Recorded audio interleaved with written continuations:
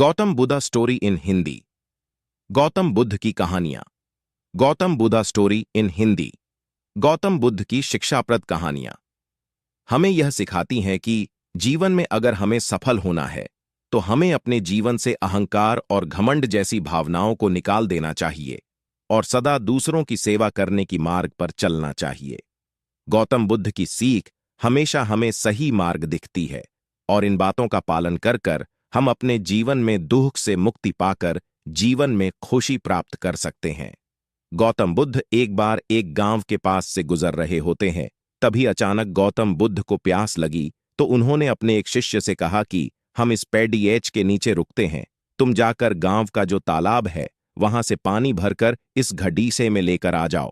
तो शिष्य जो था गुरुदेव की बात मानते हुए तालाब के पास पानी लाने जाते हैं और जब वह तालाब के पास पहुंचता है तो देखता है कि कुछ किसान जो है अपने जानवरों को साफ कर रहे हैं और कुछ महिलाएं अपने कपड़े धो रही होती हैं।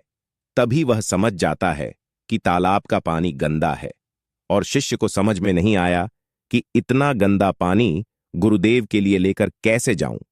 थोड़ी देर उसने इंतजार किया और वापस वह गौतम बुद्ध के पास चला गया और उसने गौतम बुद्ध से कहा कि माफी चाहूंगा, गुरुदेव में पानी लाना चाहता था लेकिन पानी इतना गंदा है कि मैं पानी भरकर ला नहीं पाया।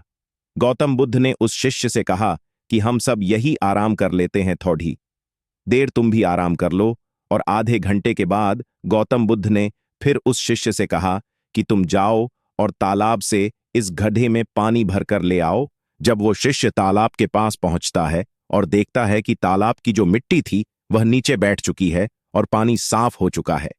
शिष्य ने घड़ीके में पानी भरकर वापस गौतम बुद्ध के पास आया और बोला, गुरुदेव, मुझे समझ नहीं आया कि तालाब का पानी साफ कैसे, क्या हो गया।